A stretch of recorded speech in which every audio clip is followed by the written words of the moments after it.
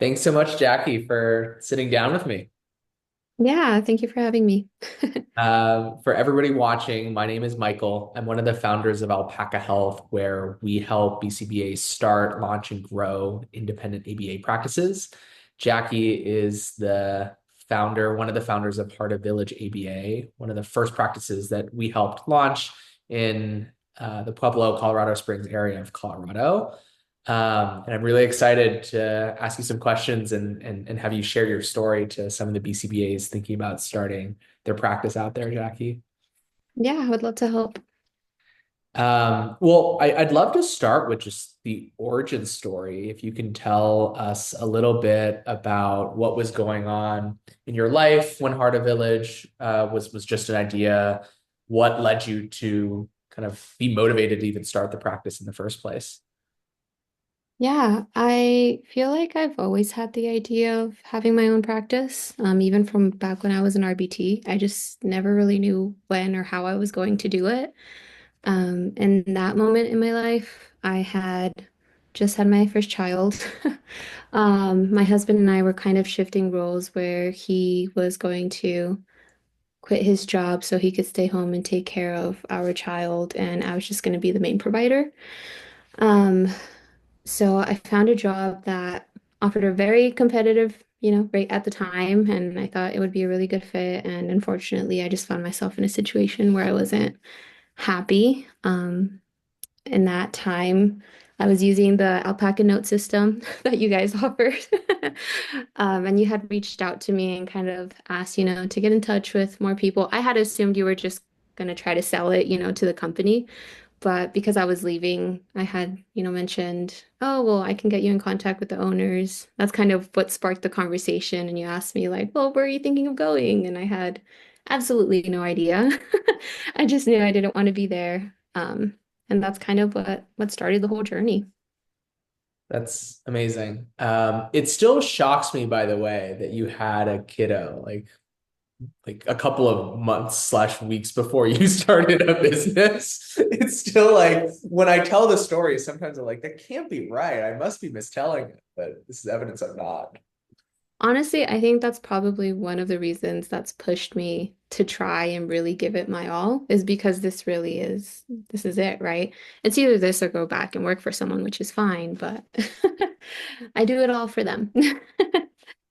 I love that. I love that. One of the things that I think is also really common with your story and some other folks that I talk to is working with your husband and family to start the practice.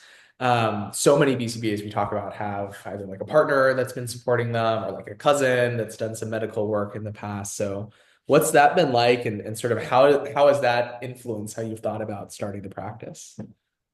I think it's extremely important to have someone on your side consistently motivating you because we're human too. We're going to have our days where we just want to throw in the towel and say, I'm done.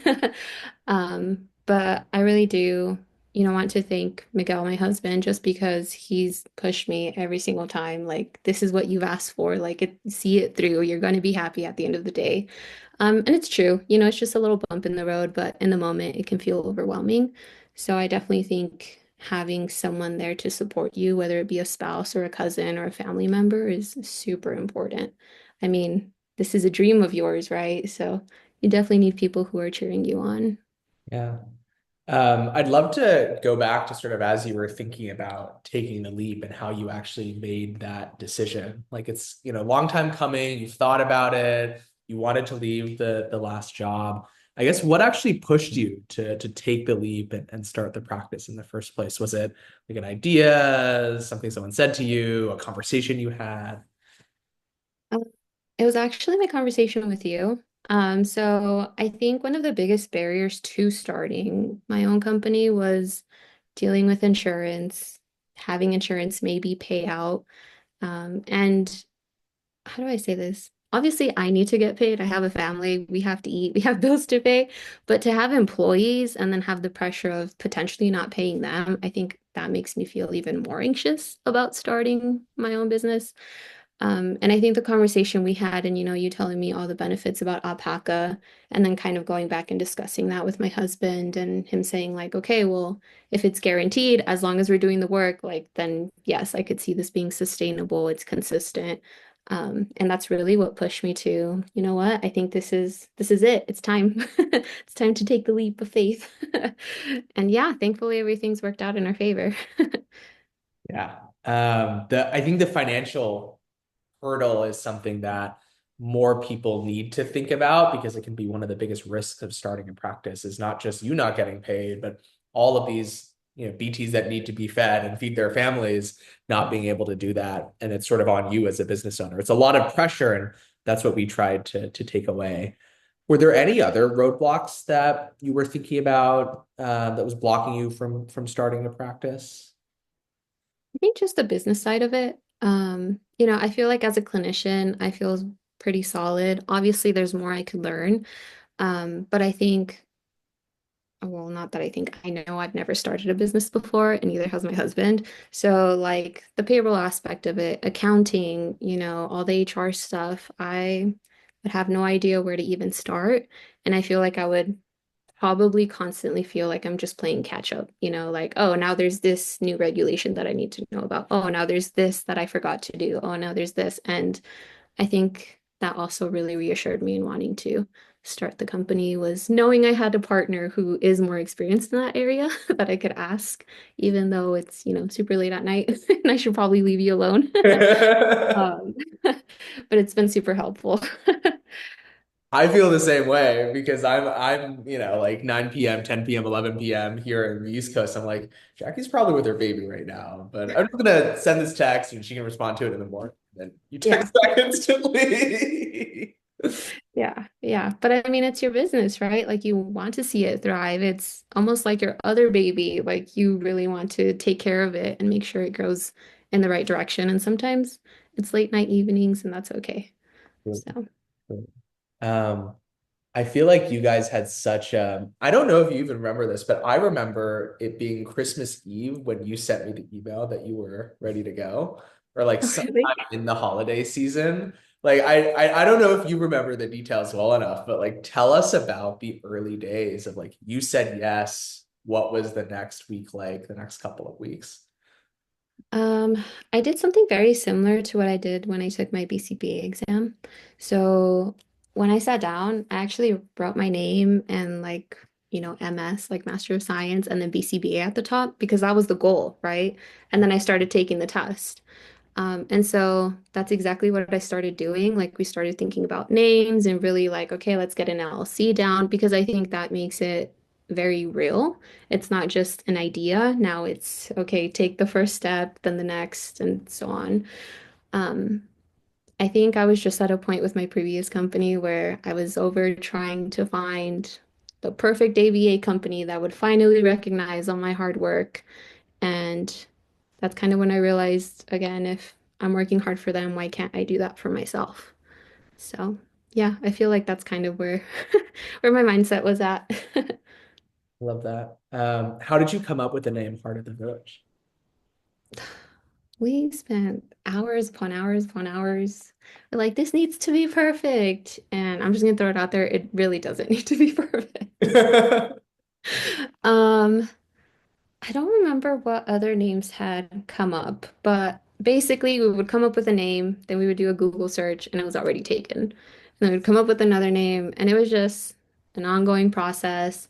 I asked a really good friend of mine what she thought, and we all just kind of like, I don't know, like someone would throw in an idea, someone else would add on to it, and we just kind of came to Heart of the Village and that's what stuck. I really like it. I really like it.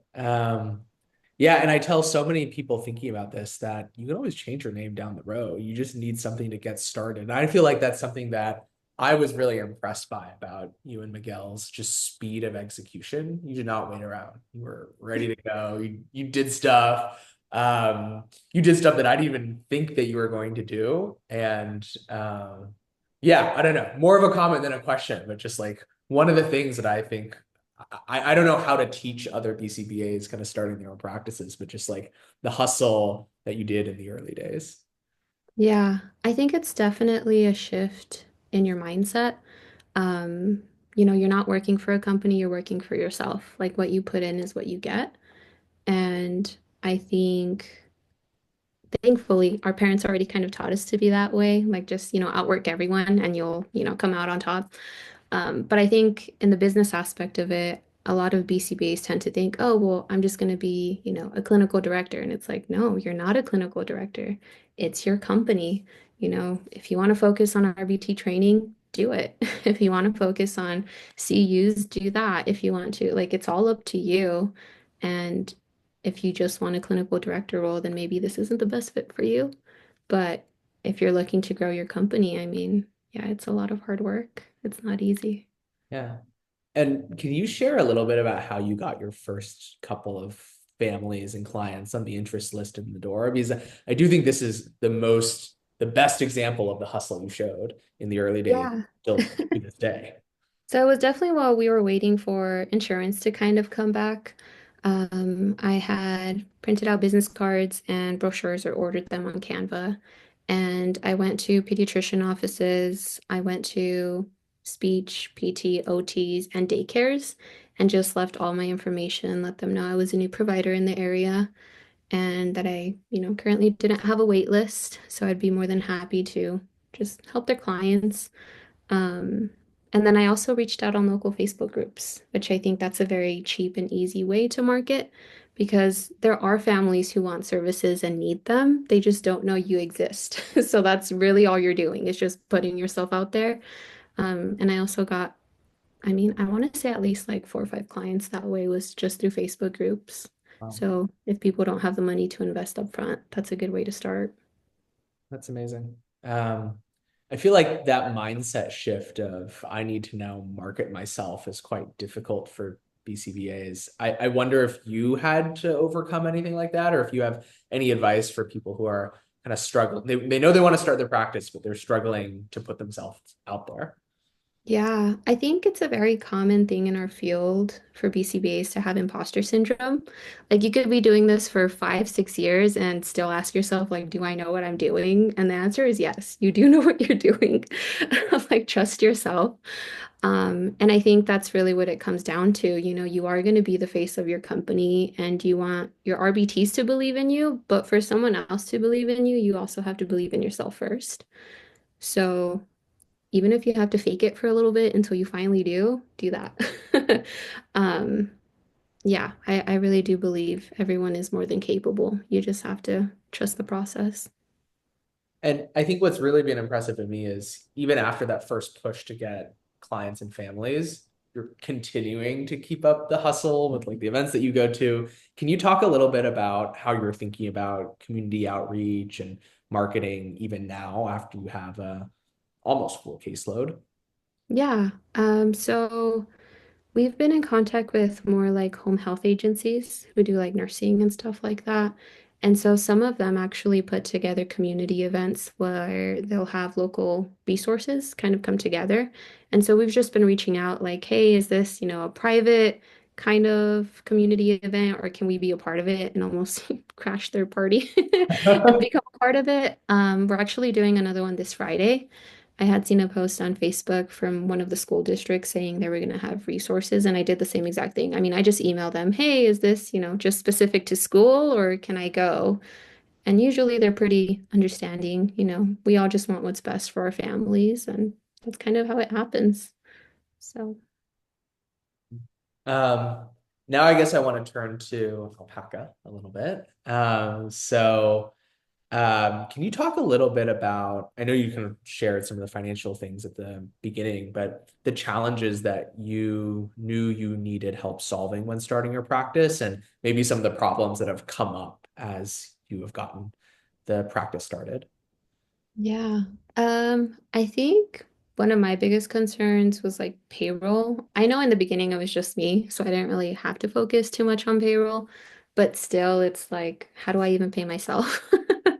Like, am I a W-2 or do I just get like shares from the company? Like, what does this look like? And so I think Alpaca has really helped in that aspect and also figuring out like the taxes aspect of it. Um, I also think accounting, like I knew I was probably going to have to track expenses and what they were going toward, but I'm not an accountant. I don't know. Do I need receipts? Like, is there a certain amount that I need it for? So Alpaca really helped a lot in that aspect as well. And also just billing in general. I mean, nobody wants to sit on the phone and continuously call and ask, why is this claim denied? Can you give us more information? So I haven't even had to, talk to anyone or touch anything on that end. So thank you so much for that. And luckily, it's not me doing that anymore. We have a new admin person who hangs out on the phone. Yeah, yeah. I mean, I think I was telling you, I had a few United Healthcare clients and being on the phone for 3, 4 hours just to be told you're on the wrong line. Let me transfer you. It's awful. So, It's really hard.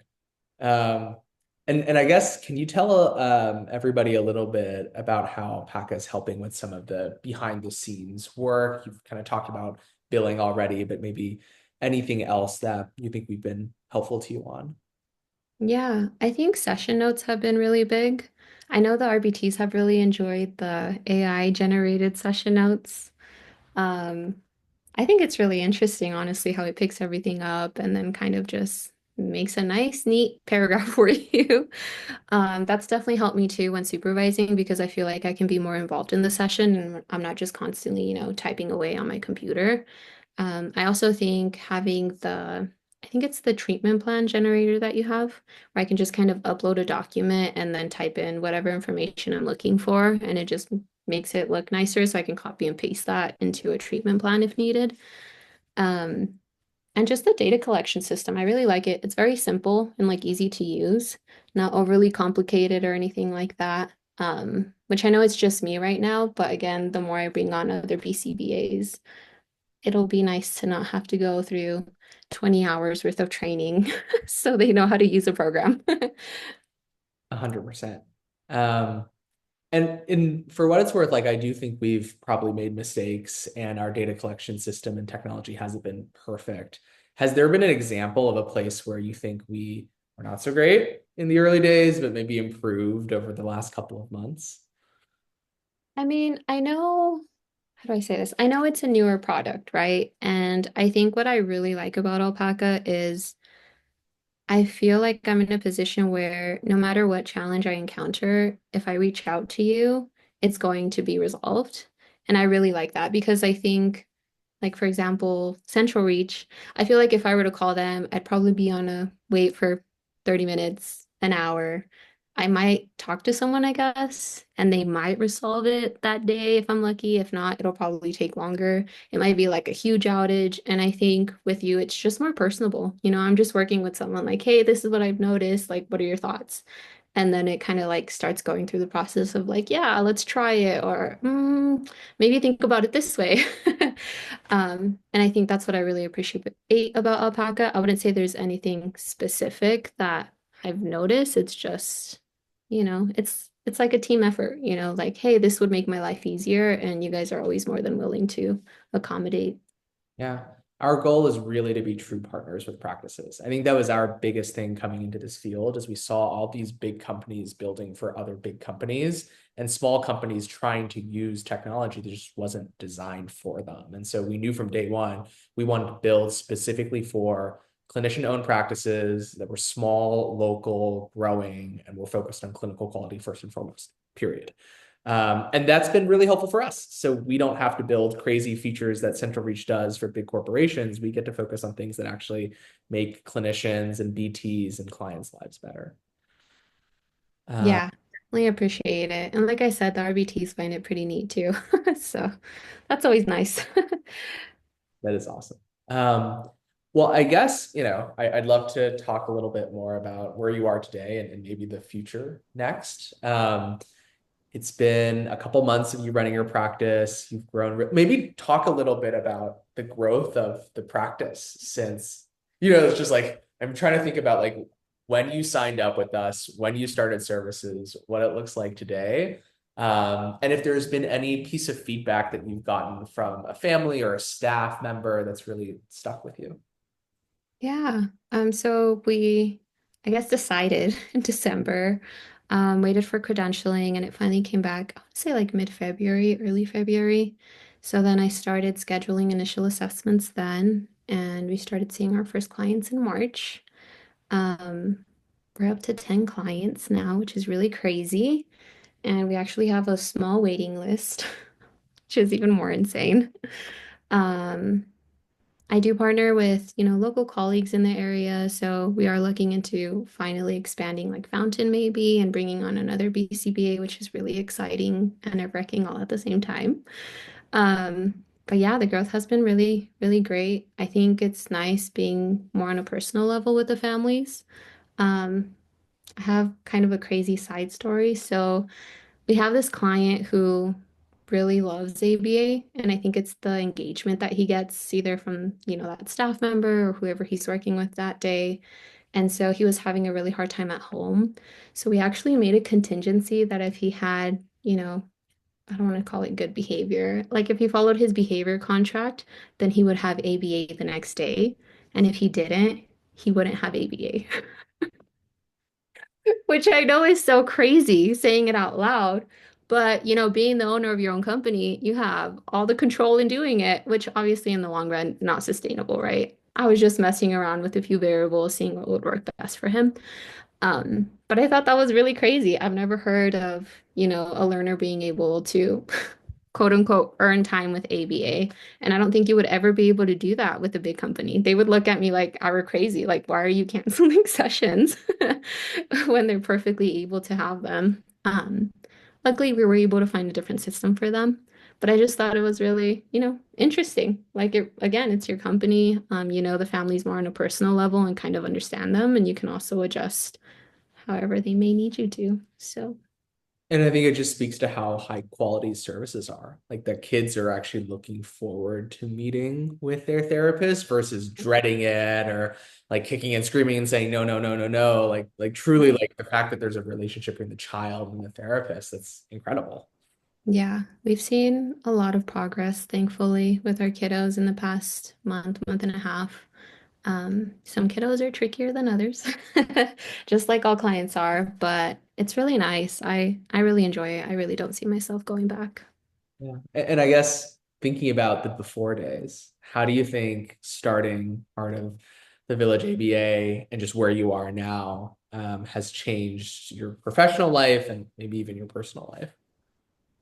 I think professionally, it gives me more freedom to really follow the interests that I have.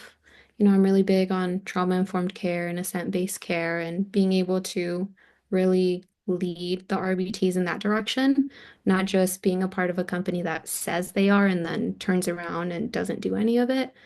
Um, I really do enjoy being able to focus on what I feel like is best for the team because we're on the ground level with them, right? Like we see what they see and we're able to make some change. Whereas before, I feel like there was always some sort of wall I was hitting. I had to go through a certain person or a process, and then usually the answer was no.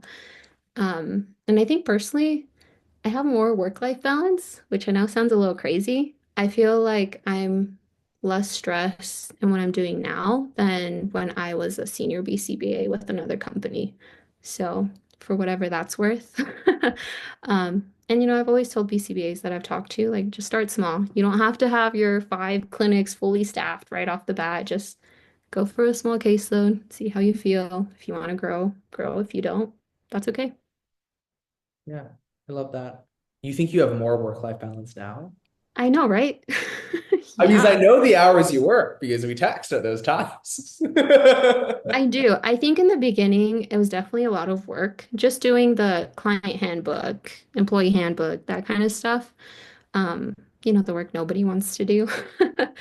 But I feel like I can actually disconnect when I come home. I mean, there's definitely times where, I see a message, I can quickly respond, go back to whatever it is that I'm doing. But I think maybe it was just the almost the burnout or the frustration that I was encountering in previous jobs that when I would come home, it was literally just another like, let me complain to you for the next 2 to 3 hours about what happened.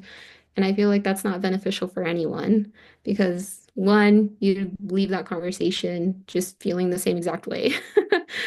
And you can't do anything about it. And I feel like, again, it being your own company, it definitely feels more like, okay, there's things we could work on, but I'm in a really good spot and I'm happy with what I have. So, Sometimes I think about how burnout is sometimes not caused by the number of hours you're working, but the type of work you're doing and the freedom that you have at work.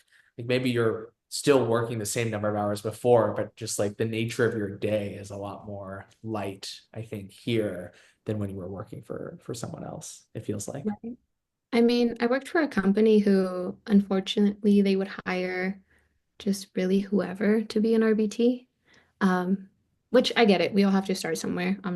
We need RBTs. Like, please sign them up.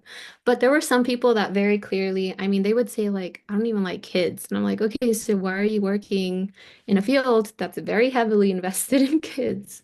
But even just like that, like now I'm not looking forward to that session because I know this RBT is going to have a hard time because they don't even want to be there. They've made it very clear.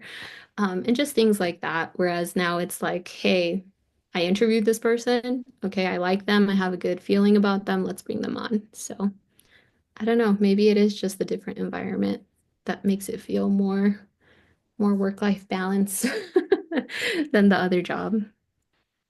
And so you've grown the practice at an incredible rate. It just I don't know. I just continued like I tell the story and it's like I can't believe this is actually real. But what's next? Where do you hope to take the practice from here? Wherever it takes me.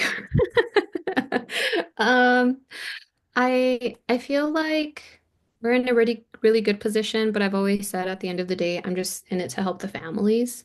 As long as everyone's taken care of and if we're in a position where we can grow, then I'll grow. And we are. So kind of like I mentioned previously, we're looking into partnering with some schools in Colorado Springs, and we'll see how that goes. Considering bringing on another BCBA, maybe a second one toward the end of this year. I also have a student analyst who will hopefully become a supervisor in June, July. So definitely going to keep growing. I don't want to get too big because then I feel like I will be too disconnected from everyone. But yeah, I'm excited, trying to take it slow, but the business really isn't letting me. So we'll see. We'll see how it goes. Incredible. What advice would you give to BCBAs who are thinking about starting their own practice? Maybe you're in the middle of getting things set up. What advice would you give to someone like that?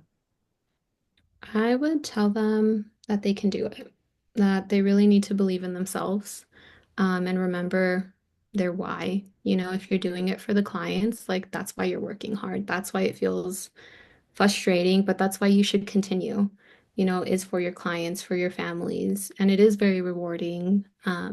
Like I said, I don't see myself ever going back to working for someone, which I know is crazy because I'm still young and there's plenty of time left.